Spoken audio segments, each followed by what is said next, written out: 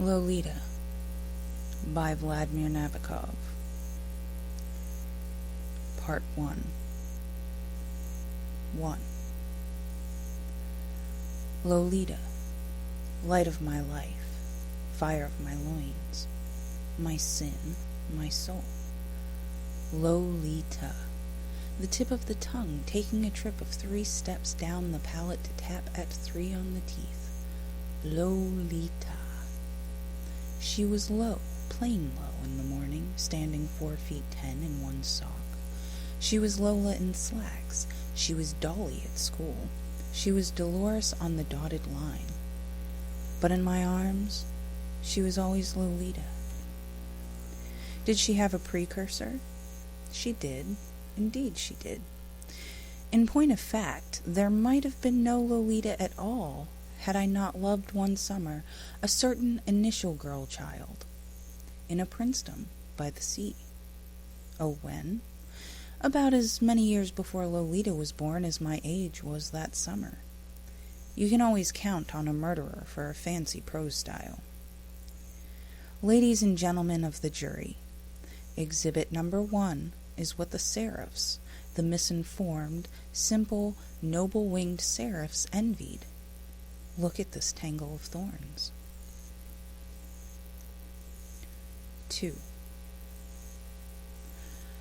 I was born in 1910 in Paris. My father was a gentle, easygoing person, a salad of racial genes, a Swiss citizen of mixed French and Austrian descent, with a dash of Danube in his veins. I'm going to pass around in a minute some lovely, glossy blue picture postcards. He owned a luxurious hotel on the Riviera. His father and 2 grandfathers had sold wine, jewels, and silk respectively. At 30, he married an English girl, daughter of Jerome Dunn, the alpinist, and granddaughter of 2 Dorset parsons, experts in obscure subjects, paleontology and Aeolian harps, respectively. My very photogenic mother died in a freak accident, picnic lightning, when I was 3, and save for a pocket of warmth in the darkest past, nothing of her subsists within the hollows and dells of memory, over which, if you can still stand my style, I am writing under observation. The sun of my infancy had set. Surely you all know those redolent remnants of days suspended with the midges about some hedge in bloom or suddenly entered and traversed by the rambler at the bottom of a hill in the summer dusk, a furry warmth, golden midges. My mother's elder sister, Sybil, whom a cousin of my father's had married and then neglected, served in my immediate family as a kind of unpaid governess and housekeeper. Somebody told me later that she had been in love with my father, and that he had light-heartedly taken advantage of it one rainy day and forgotten it by the time the weather cleared. I was extremely fond of her, despite the rigidity, the fatal rigidity, of some of her rules.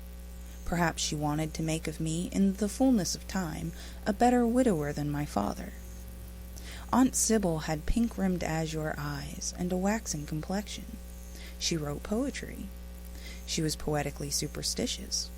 She said she knew she would die soon after my 16th birthday, and did. Her husband, a great traveler in perfume, spent most of his time in America, where eventually he founded a firm and acquired a bit of real estate. I grew a happy, healthy child in a bright wood of illustrated books, clean sand, orange trees, friendly dogs, sea vistas, and smiling faces. Around me, the splendid Hotel Marana revolved as a kind of private universe, a whitewashed cosmos within the blur greater one than blazed outside. From the aproned pot scrubber to the flannel potnet, everybody liked me, everybody petted me. Elderly American ladies, leaning on their canes, leaned towards me like towers of Pisa. Ruined Russian princesses, who could not pay my father, bought me expensive bonbons. He, mon cher petit papa, took me out boating and biking, taught me to swim and dive and water ski, read to me Don Quixote and Les Miserables. And I adored and respected him, and felt glad for him whenever I overheard the servants discuss his various lady friends. beautiful and kind beings who made much of me and cooed and shed precious tears over my cheerful motherlessness. I attended an English day school a few miles from home, and there I played rackets and fives, and got excellent marks, and was on perfect terms with schoolmates and teachers alike.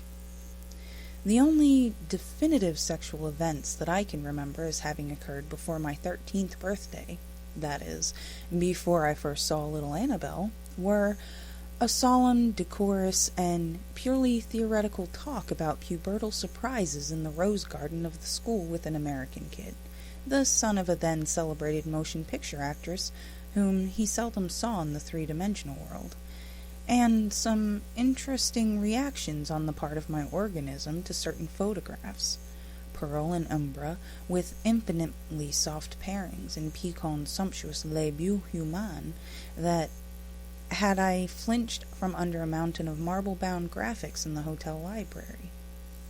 Later, in his delightful debonair manner, my father gave me all the information he thought I needed about sex.